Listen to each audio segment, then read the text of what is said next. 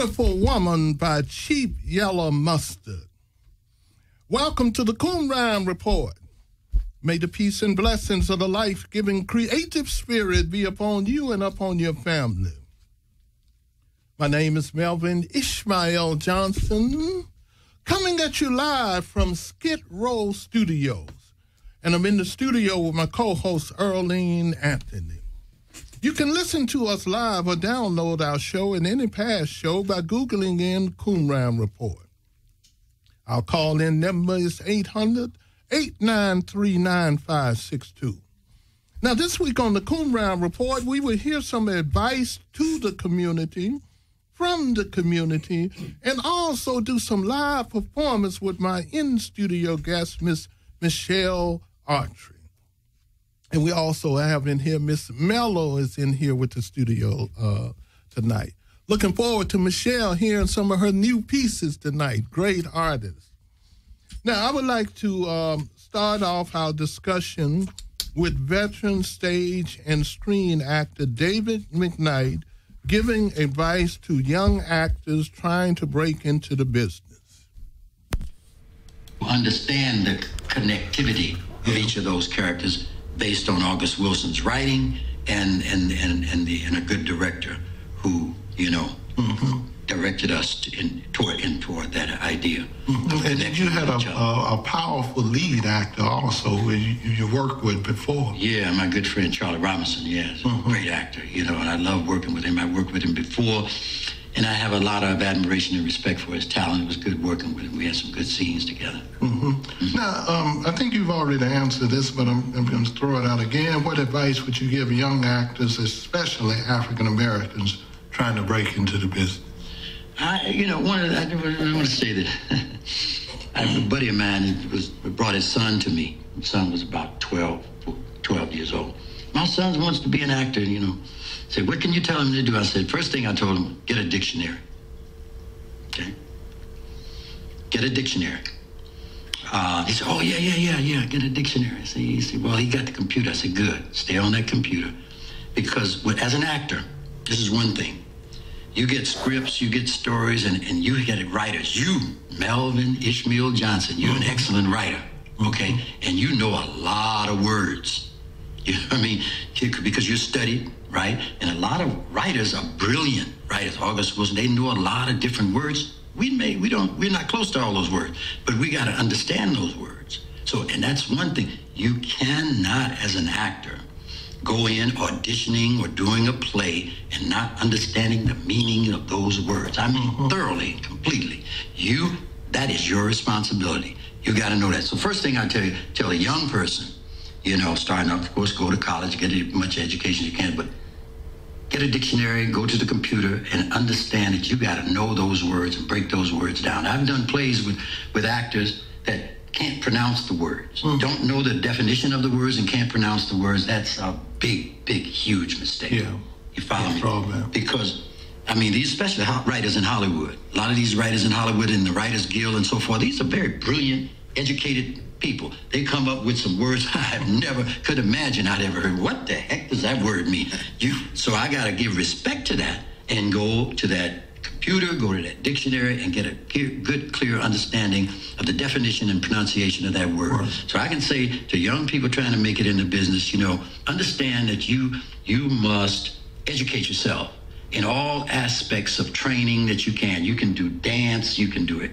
Everything you can learn to do is going to be good for your acting. Dancing, singing, mime, juggling, everything that you can do. Learn to do a whole lot of things. Riding a motorcycle, riding a bicycle, roller skating, ice skating, swimming. Everything you can do to enhance that instrument. If your body is your instrument, you learn how to use that instrument in many kind of ways. Kung fu, karate, everything you can do. Poetry, all kinds of stuff. You know what I mean? Don't be afraid to go venture out and learn things to enhance your instrument. Okay, that's veteran screen and stage actor David McKnight. The advice he given to actors and artists out here trying to break into the business. Let's talk about that for a little while. Anybody want to pick up on that, little comments on what he was talking about? Well, he hit it on point when you have to know certain words in order to develop the character properly. It's kind of a turnoff for a director when they audition you and you stumble on these words. It kind of puts a block on what you can do further. So you don't want to have that type of stigma on you, especially as African Americans and Latinos. We already have enough stigmas on us. So to be educated enough to at least get through a script is the least you can do as an actor. So he hit it right on point when he said to get a dictionary. Okay. Well, what I think is that as people of color, because of course we so are emotionally, identified, I think that it's important also that we can match our emotion and our experience and our testimony in being an expressive, as literate as possible, because then we gain credibility in this world, if you feel me, because, we come with ebonics and, we got the vibe. But then it's also important to have that recognition and to achieve like the Tyler Perrys and like the Cosbys and like, the Richard Pryors and the Paul Mooneys, who were masters at literacy, the words, masters at the words. So in bringing what we bring, whether it's poetry, whether it's performance art, whether it's rap, we have to master, of course, the literacy and the words, and most important, in expressing what we feel from the heart, honestly. Now, I want to ask both you and Ms. Miller, what are your process for creating? How do it come to you to get to the paper, and in your case, to go into spoken word?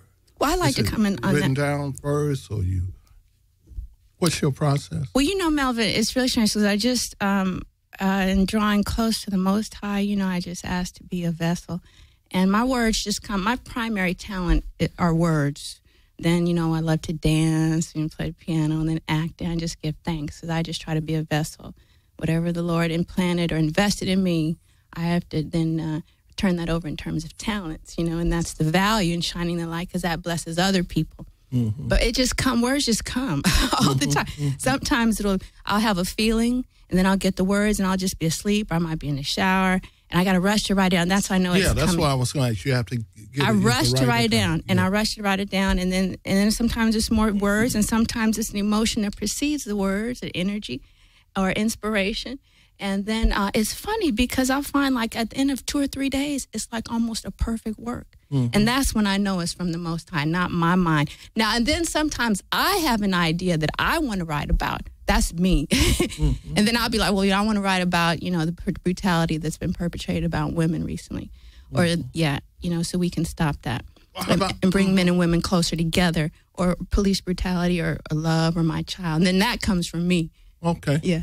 Ms. Miller, what was your process as a playwright? Do you work from an outline before you start writing dialogues? What's your process? Well, I'm more of a visual person, so I picture what the scene would be like first, and how it can grab the attention of the reader. As a person who gets bored very quickly, and many of us suffer from so-called ADD, so to speak, you really have to capture the reader in that first 2 to 3 minutes. So whatever the scene may be, I examine, what would it look like first? Is there a purpose to it? Is it entertaining? Does it make sense? Will it be moving? And then from there, the words come after. But visually, you picture the scene, the interaction of the characters, what's the situation is, and how you can express that most entertaining. So when you're writing a play, do you already know your ending when you're writing, or because I know a lot of playwrights, they have different process. Now, we start our creative writing workshop this coming Wednesday at 5:30 over to Vortex, and I know you're one of the persons coming over. It's about 7 or 8 people that's coming in that have scripts, and we're going to be working on the first 10 pages and all of that. And I know a lot of playwrights that start from the beginning, and they have no idea of what the ending would be. See, and my process is I work from an outline, even use it before I even start writing dialogues. Sometimes when I work with an outline and then dialogue would come, I would do like Michelle, make sure I get those little notes because you can hear your character talking and all that kind of stuff like that. How about you, Earlene? Because you write also. Wow. The process. It's kind of like I can hear like words in my head. And also it's the same thing with songs. Different songs come to me and I can hear the actual note and the words in the song. And it's like, now, with me singing in the natural now, I don't know if I can hit that note. But I can hear it. Exactly. I can really hear all of this going on. Okay. Now, one thing I noticed, because, I work with a lot of, I like to write historical pieces. And I've written historical pieces and pieces that was just non-historical.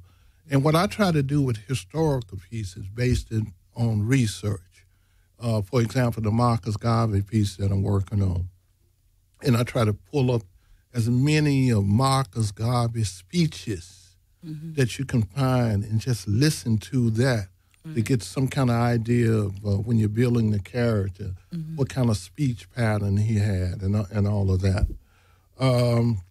But now, do you look at a big difference in terms, because I know, Michelle, you write a few little short scenes in plays and also in poetry like that. Do you have a different approach for each one? Well, like I said, it's just sometimes I get an inspiration relative to what's happening politically, culturally. And then sometimes I start with a word or an experience. Inspirations in my work and my writing come in different mediums. Sometimes, like I said, sometimes it's something that happened many, many years ago. Sometimes it's current. Like the recent police brutality, I'm writing about that, killing these black men and beating these black women. And then sometimes I'll go back to, when I had my child, or sometimes I'll write about someone I'm in love with, or whatever I think might reach someone. But it depends on. I sometimes just wake up with ideas and the inspiration, unless I choose to write about a specific historical, cultural event, and then I even hope that's inspired by the Most High. But then I don't know if it's my mind. But at any rate, it's inspirational in different mediums and forms. Sometimes it's a concept, sometimes it's an experience. But right now, under your tutelage, you'd be like, Michelle, why don't you take one of your poems and make it into a one-woman play? So now I'm working on that level of, creating a one-woman play, which is more practical and using the works that have already been completed. So, and I think that's one of the best art forms to use, the one-person show. Well, I appreciate it. It might bring you some money. Now, Ms. Miller, I know you're working on a lot of historical plays and stuff like that. Now, how do you develop your dialogue? You did from research? Yeah, also? Absolutely. Most of the things that I've written were historically close to as factual as possible. I primarily want to focus on civil rights movement, especially 1964 to 68.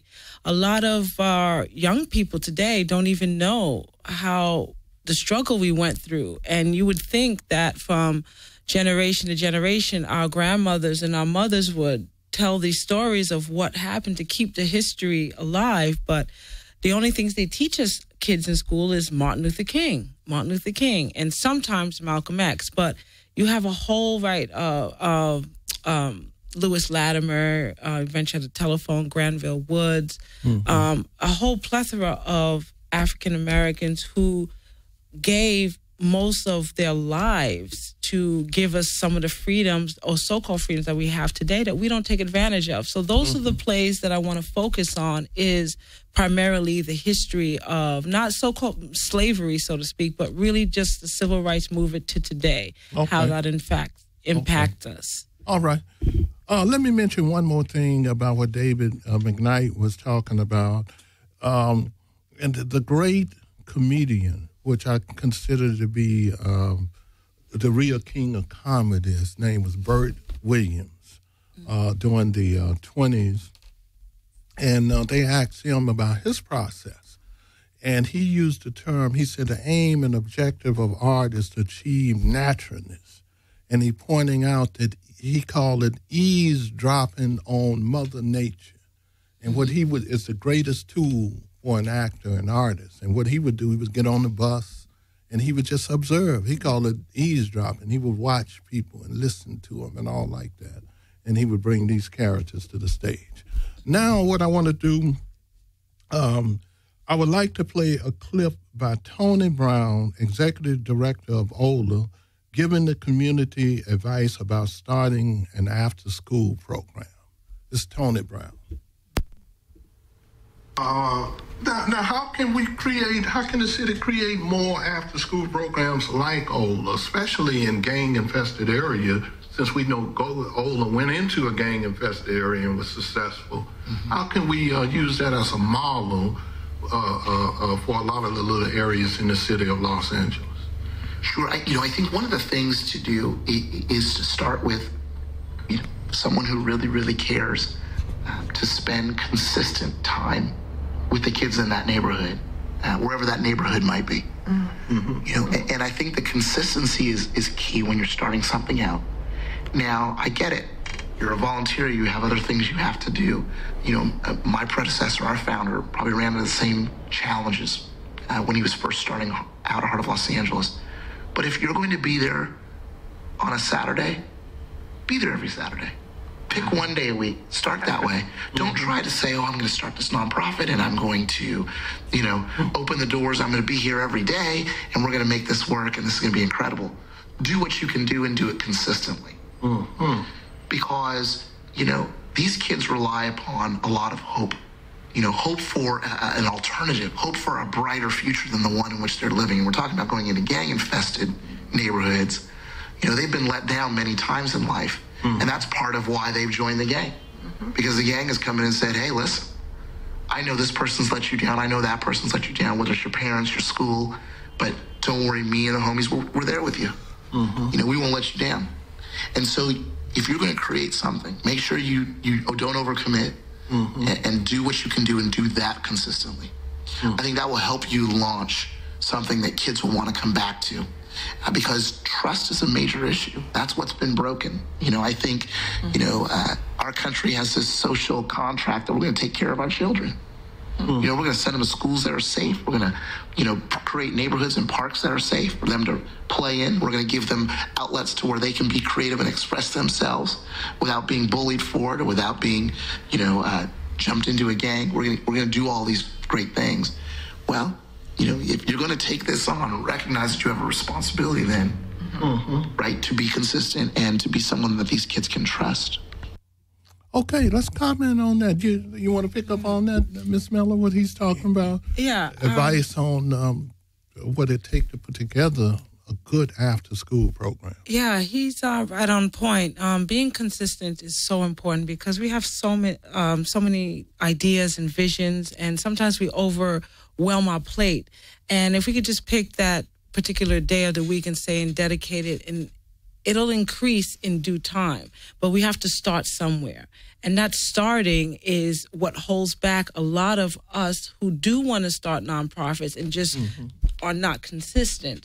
There's so much work that needs to be done in these inner cities, and primarily my work is dedicated to the incarcerated juvenile delinquents, inner cities like Compton, Watts, East LA. So my heart goes out to these children, but it has to be a certain time where I can dedicate myself during the week specifically for them, and primarily teaching them through performing arts is our mission as well. So I totally agree with Ola's theme as far as working with the children, but you got to start small, because if you can touch one child's life out of a year, that's a big difference, because that child will be infectious and affect another child positively, and a domino effect will occur. Okay. Michelle, you want to comment on that? Since I'm an artist as well as a political activist right now, I'm working on the Los Angeles School Board campaign, so we're trying to elect Alex Johnson so we can create positive change, but I'm using my art to create, positive change in the community, creating and raising a consciousness so that our children know that they do not have to go to the prisons. They do not have to get involved in the stereotypical standardized, programmed behavior that is industrialized in this country, that being the prison industrial complex, and using art, because I write poetry, I write, prose and rap to reach these children, to replace a lot of the, the garbage that they listen to, which has no conscious raising potential, so that they know, about respecting themselves. I have a piece on my like, don't sag in your mind, pull your pants up off of your body, lift your mind. Be the self-respect, love yourself and love people. It's that consciousness that, you can connect where the child is, because the onus is upon us to create that change. And I think we can use the art to create that change in raising the conscious, so that children will want to express themselves and develop themselves artistically, intellectually, and so that they can, again, avoid that program, stereotypical image that a lot of them have already accepted. Arlene, you want to comment on what he was talking about, the after-school program? Tony Brown, he's really dear to my heart, because I used to work over there at Ola, and I could see that he was consistent in what he was doing, and he had a rapport with the kids. And I work up at USC with a group of kids called Peace Kids, and I realized that some of those kids that we call the bad kids, or the one that's jumping and climbing and just having a fit, and we trying to corral them. Those are probably the ones that's going to be really outstanding kids. Exactly. Because they just need someone to take a little bit more time with them and sit down and listen to what they have to say. Yeah. And you'd be surprised how this works. But a lot of times we don't have the time to just sit down and do one-on-one with kids. But it really makes a difference when you sit down and just, listen to a child, hear what they have to say. It may not make any sense to us, but they want to talk to somebody. It does. Okay, let's play another clip from Tony Brown. He's going to talk about really working in these gang-infested areas and what to be aware of and how to develop your programs when you find yourself in that. How do you craft after-school programs that deal with gang intervention? We talked about a little of it a little earlier. Well, first of all, Heart of Los Angeles tries, I think, step one is to do the prevention side, right? I mean, we want to prevent kids from joining them in the first place. So we start with kids really young, but we do meet kids along the way. We're middle school and high school, and there are times in which we have to try to intervene. The answer to the question, I think, really is create alternatives that are relevant. Create opportunities, alternatives that will help those kids to feel connected to what's happening in their neighborhood, at their school, in their life. I think a lot of kids, well, at least in our neighborhood, the gangs tend to prey on those kids who are having problems with the language. If they have a kid who doesn't speak much when they're spoken to, very shy about language, they become a target. If they see kids who, are trying to push away from their parents, walk a few steps ahead, walk a few steps behind, don't necessarily want to be associated. If they see kids who are starting to try to emulate this pop American culture, all of those things, and kids don't realize this, but all of those things become identifiers. Pick me, for the gangs. They say, because they'll come in and their psychology might be something like, so, I see that your parents you always have to walk these 5 blocks alone. Well, let me guess, your parents aren't around, they must work all the time. Let me guess, they basically tell you to come straight home, turn on the television, and don't go outside. Man, my dad was the same way.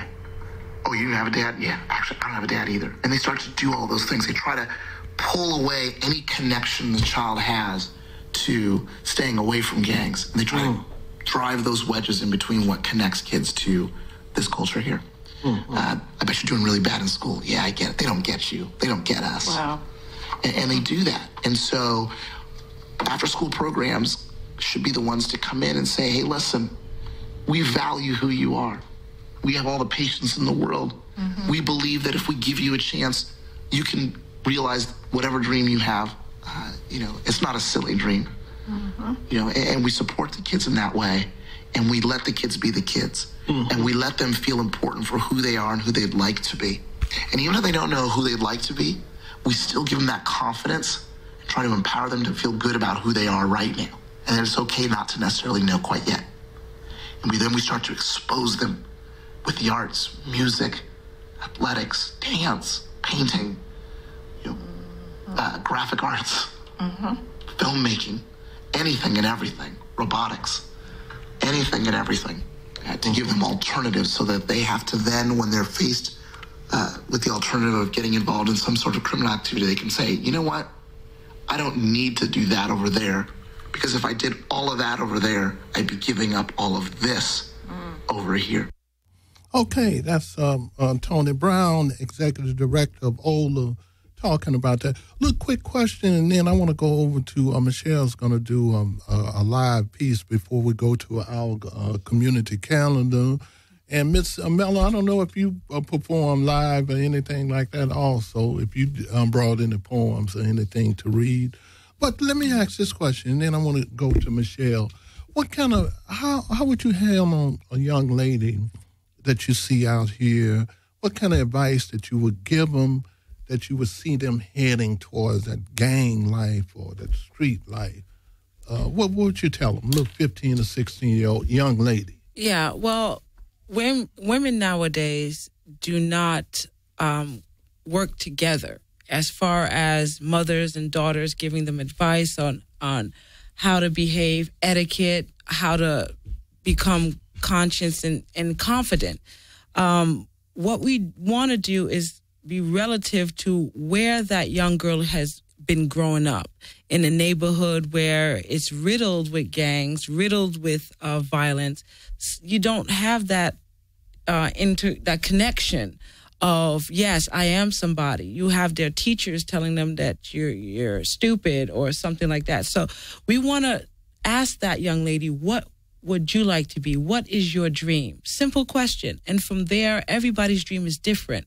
But if the girl does not know, then give her some ideas. Help her reach that goal. And that's why I say performing arts is such an easy venue to rehabilitate, because even if she doesn't know, she can be some type of an artist and get paid for it. And that type of creativity level will not only build her the confidence as a young lady, but let her know that it's okay to wait. It's okay to hold your head up high. It's okay to write, to dance, and express your feelings of whatever you're harboring inside onto that piece of work that we can teach you what to do. Okay. Yeah. All right. Michelle, you ready to move into something? Yes. You want to comment? Yes, I just also wanted to really support what Erlene had said about the children who are labeled the most difficult and the problem children. They're usually the children with the highest aptitude and potential. They have more energy, so therefore they need more time spent with them and more attention. They don't need medication. They need prayer. They need love and people to walk and speak and read with them, because they have the greatest potential for development, leadership qualities, which the system is discouraging, especially from Black children, writing capabilities, artistic capabilities. You never know in what area, but again, it's discouraged because they're different, because they have more energy, they have more potential. And so we don't want to write them off as attention deficit disordered. Okay, so I have a poem that I wrote, but I don't think I'm going to read. I wrote a new poem, but I don't think but I wrote another poem about It's Time, about the community. Okay. So I wrote that a while ago, so I'm thinking. What's the name of it? It's Time. Okay, here's Michelle Autry performing It's Time. You know that some people want to kill you because of the evil things they think that they see you do. But God loves you, and so do I. So please, please love yourself. Love yourself. Stop all the hate and the drive-bys. Love yourself. Respect yourself, who you are. God created you. You know, you might be that bright and that next rising star. It's time to stop the gang banging and the slanging. It's time to organize and stop the drive-bys. It's time to work together for peace and unity in the communities. It's finally time for you up in the house to stop selling us out. You know it ain't right. It's time to take pride in your people, fight the good fight. It's time to stop hitting the crack pipe bottle horse and just getting high unless it's on the Holy Ghost, that is. Please stop the crack. Don't let the enemy put you back like that. It's time to stop pimping and prostituting, because to rape and to rob your sister is one of the worst kinds of sins. You win and you find heaven, happiness, joy, prosperity, love, life within. Stop the slanging, stop the pimping. Do good and speak, say, do, and view that which is true. Again, you're not going to let the enemy kill all of you. Stop the sagging. Pull your pants up. Don't sag in your mind. Put your pants up, for God's sake, off of your behind.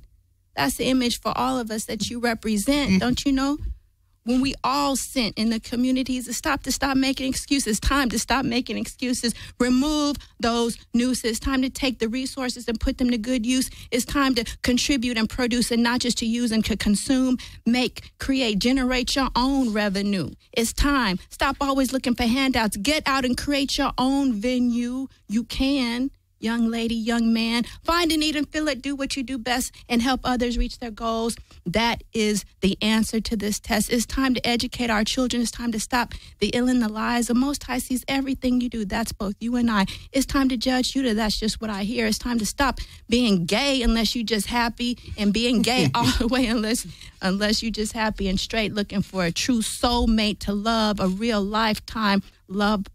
Don't be no hoe, no mo, no homo, transsexual. You know that ain't the way God wants you to go.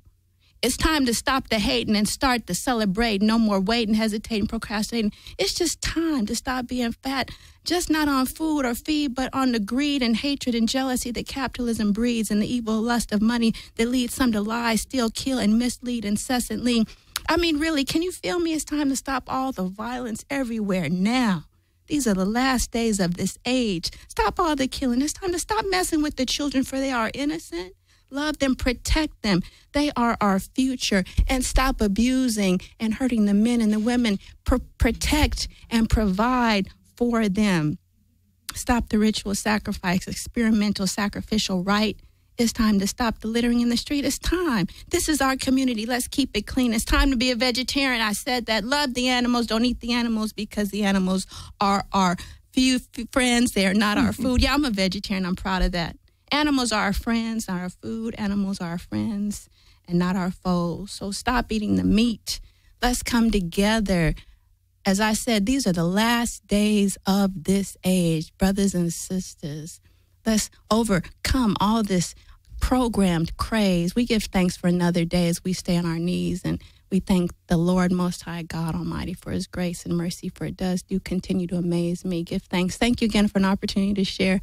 I'm going to have that tighter next time. That's wonderful. Wonderful. Beautiful.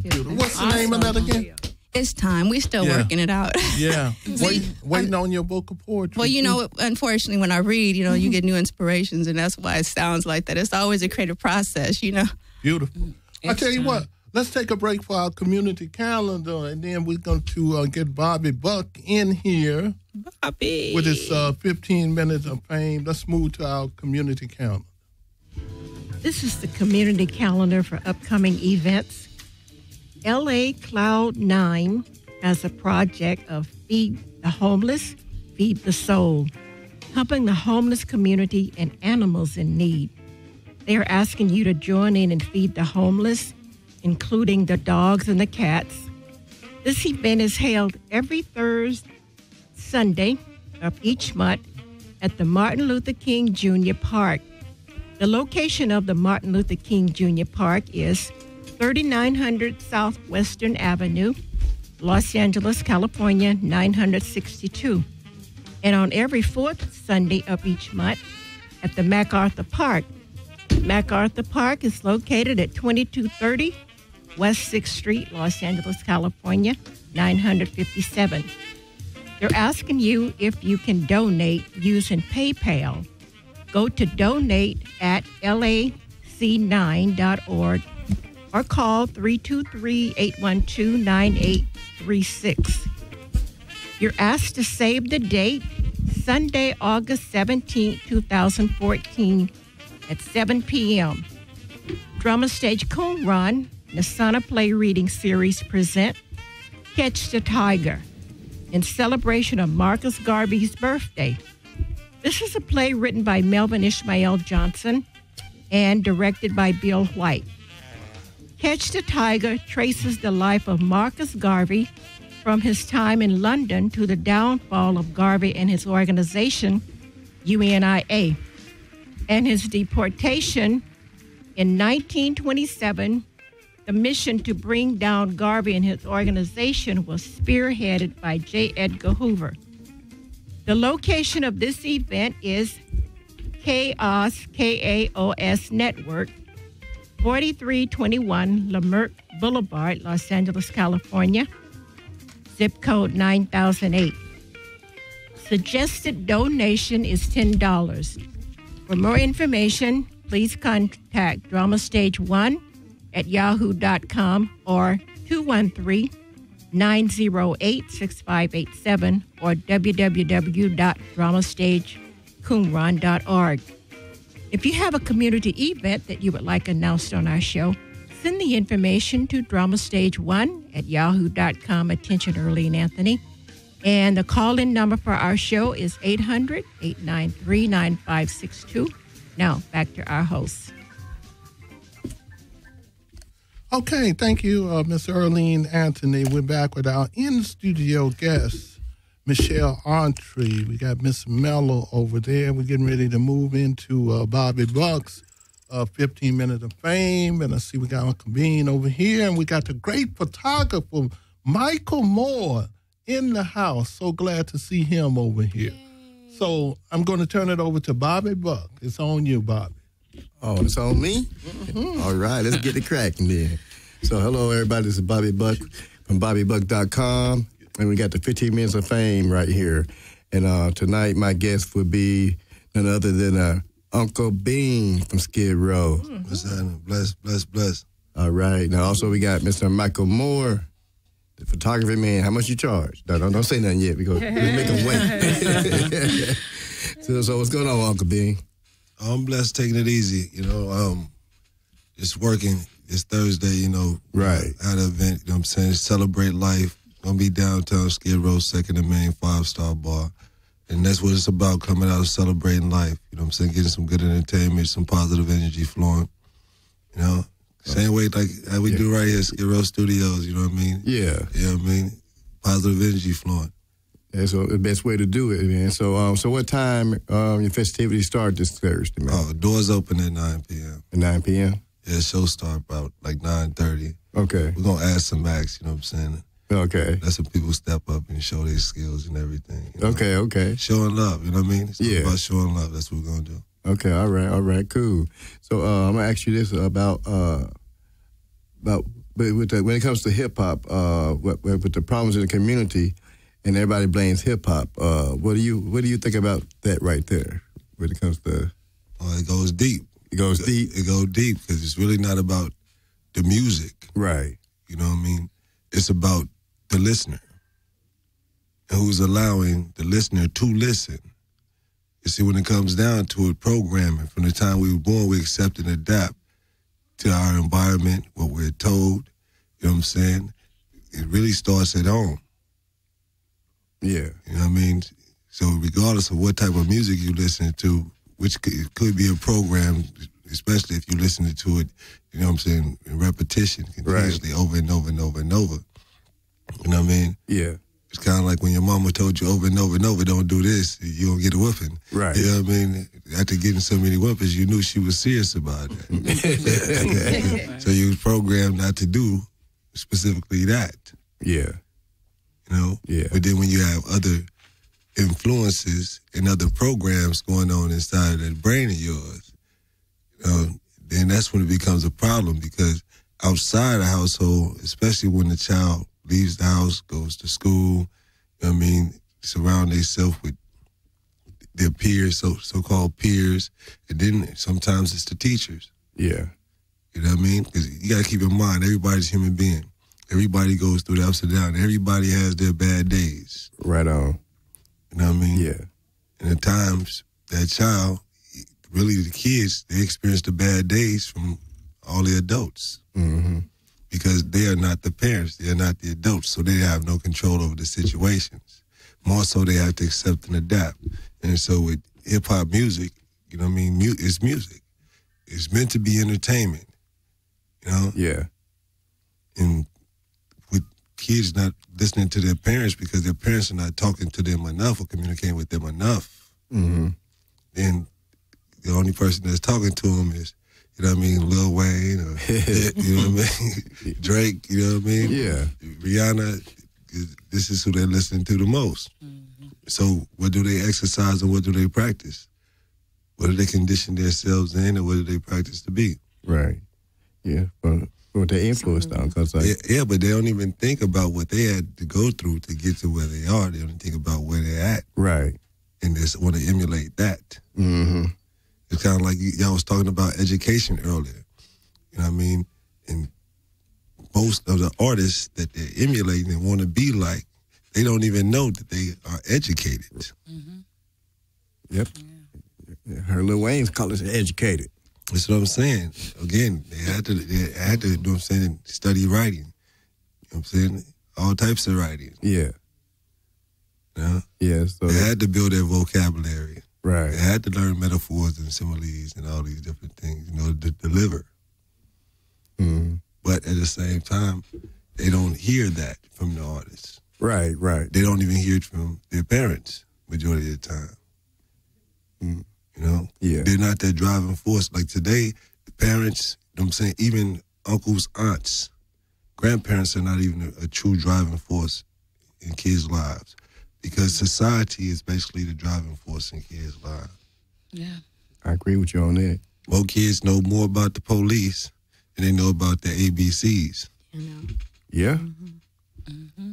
So you think it's like just like a lot of just strictly miscommunication or no communication? Well, it's a lot of psychological damage because even with the parents, a lot of parents psychologically have been damaged. Right. Right.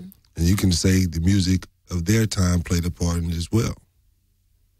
All the trends. You got to keep in mind, this is not something that was just started yesterday. This is something that has been inherited, you know, passed down from generation to generation. Right. You know what I'm saying? Yeah. Real. Kind of like, I think one of y'all mentioned it earlier, how they don't think about like slavery or different stuff like that. You got to realize it was a tremendous change that, you know what I'm saying, African Americans went through. Right. Yeah. That's right. Okay, fighting for civil rights, then from civil rights going into the start of the drug epidemic and the fad, the trends in entertainment. Right. And entertainment, what did it become? One of the biggest programs. Why do you think they always put African Americans on the face of majority every package? You know? So we can endorse it, we can support it, we can buy into it. Mm-hmm. You know? We set the trend, and people go buy the trend knowing they can't even afford it. Yeah. Yeah. I see what you're saying on that, though. What do you think about, this is coming out of nowhere, about Mr. Michael Jordan? You know, I don't know if it's real or fake, but, you know, talk about he's investing in prisons in Chicago. So they say he got people who robbing and stealing to get his shoes, then he take care of them and make money when they get locked up. Yeah. Well, you can't really fault him because it's kind of like what I say. You know what I mean? As African Americans in America, we're born in debt. Right.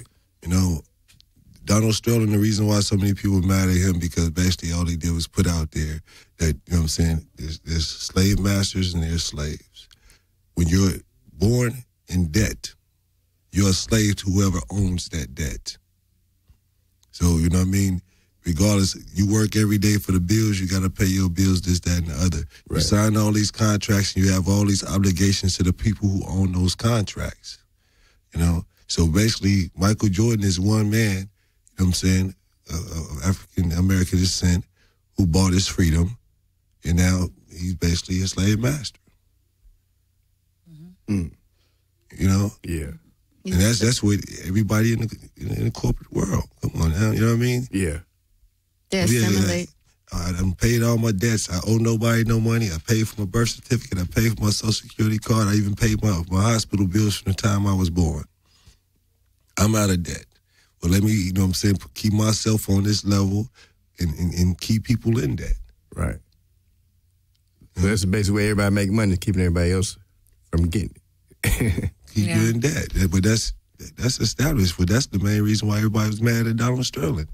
Like, you wasn't supposed to tell them that, you know what I'm saying, he was a slave owner. No, he let the cat out the bag on that one. I buy their houses. I got contracts on all of them. I own all of them. You can cancel your contract. I take everything you got. Everything that I gave you, I can strip it right away from you. Right. I gave it to you. Yeah. Okay. That's the debtor's note. When you have a month, that's the debt. Right. Debtor's note. So that's how they contract. That's how they got us. Like, okay, I tell you what, we're gonna get back on a little bit of entertainment. Then you say you got a little something you might want to do for us in here. Well, we got a little time left. Oh, you know what? Yes, Uncle Bean in the house. Yeah, come on. They cheering for you. You don't hear me on radio land. They cheering out there. The most positive rap I have ever heard. 3 minutes. 3 minutes. Yeah. 3 minutes. 3 minutes. 3 minutes. If you want to talk about, you know, what you got coming, or you know, do a little shout out. Oh yeah, definitely. I would like to big up everybody in the Skidrow community. You know what I'm saying? Definitely everybody that's right here at this table. I got a new album coming out, Reality of Deceit. You know, definitely I got a variety of different people featured on the album. A friend of mine named Lloyd Hemmings. A variety of different people. My boy IB, Choco Productions, another producer named Maddie. My guys, The Wild Bunch. The Wild Bunch is a band that backs a variety of different bands throughout Los Angeles. They'll be backing me this Thursday night and for a lot of my shows and everything. I'm still working on getting a casting agent, and we're going to start casting for The Patriot and the Parolee, which is a screenplay that I wrote. I like that. Oh, yeah, that is amazing. Patriot and a Parolee. Matter of fact, I'll get into that real quick. Okay. And the film is basically showing, you know, both sides of the average patriot individual who takes the initiative to provide for his family and go to the military, and the obstacles that he faces are similar to the average street soldier, you know, that takes penitentiary chances to provide for his family. Though they come from different walks of life, they are experiencing the same things throughout, you know what I'm saying, their trials and tribulations. Right. You know, he's serving a tour, he's serving a sentence. His wife is doing God knows what. His wife is doing God knows what. They're both waiting on the phone calls. They're both waiting on the letters. You know, they both basically have their lives on the line based on the environment in which they're in. Same circumstances, you know. And then after the tour and after the term, they all end up coming together and find out that their lives weren't too much different. Mm-hmm. Okay, all right, cool. Well, I sure appreciate your Uncle Bean coming on out tonight and everything. So starting next month, we're going to do some more talking, though. Oh, yeah, absolutely. It's all love and respect anytime. All right, appreciate it. Love and respect always. All right, thank you very much. All right, take it back to you, Melvin. Okay, yeah, we back here. And look, you got, I know we got 5 minutes to go, and I wanted Michelle to do a piece. But, I mean, you can't bring Michael Moore in here and not have him say anything. You know? A minute Come or on, something. Michael Moore. Hi. Hello. How you doing, Michael? Put that mic in front of him. Just say hello or whatever. Hmm? Yeah. The great photographer down we've there, been Michael. trying to get Michael Moore up in here for a long time. Come on, Michael, say something. Yeah. Tell them what you do down here in the downtown area. Michael Moore. Well, I'm a photographic artist. Mm-hmm. I create with light. Great one, too. Yeah, very. Thank you. Really gifted. This is new to me. I got a question for you. Yeah. What are some of your biggest inspirations? God. That's awesome. It's ultimate light right there. We're gonna get Michael Moore in here. I want to do a whole show on him because I've seen his work. I've followed his work for years, going all the way back down to the Firehouse. Danny Taylor and all of that. I was just thinking about that. First time I met you, I think. Yeah, we need to do a whole show on you to project some of your great images and stuff that you got, because you got some great work. This is a great artist here. Yeah, amazing. Yeah. Okay, we still got a few minutes going. Michelle, can you give us a little short 2-minute poem or something like that? Something short, and so we can. I'd like to get a little quick comment on there. I know that's difficult. Yeah, I could do. Actually, you know, Give us something. I don't even know if I'm ready for this poem, but this came a couple of days ago, so I'm gonna just put it out there. It came to me. I hope it came, Lord, from the Most High. We claiming this from. It's called Equinox, because this is a pivotal time. You know, this is a pivotal time. Like the crescent, we are sent. We are called by Thy holy name. We must pray and we must turn from our sins. We are black, we are white, we are day, we are night. We are free, no flesh shall rule over me. We are male, we are female. Most High shall all hail. We can never die. 6969 is my name. We will win. Though we have crashed and burned like the phoenix, we rise. We've learned to be first place. Got to do what it takes. Pay the cost to be the boss over your own flesh. Don't be second best. Make the complete maximum sacrifice. Win the first prize. We must. We will. Got the promise? We got the promise. We not fail. Must be clean. Must be clean. Close to the most. This is the time to fast and to pray. Ain't no time to be out there and fornicate. We must rule over sin like the sun over the moon. That's what I'm talking about. These are the last days of this age. Be close to the most. Okay. Okay. Thank you. I'm still working at it. Yeah. Thank you. We're winding down. Wow, we just got a little minute and something to go. And look, I'd like to extend a special thanks to Michelle Entree, Miss Mellow Desire, Uncle Bean over here, Michael Moore, Bobby Buck, and 15 Minutes of Fame, my co-host, Earlene Anthony. Thank you for tuning in to the Coon Round Report, and from your host, Melvin Ishmael Johnson. May the peace and blessings of the life-giving creative spirit be upon you and upon your family. And I leave you with the song that opened the show, Beautiful Woman by Cheap Yellow Mustard.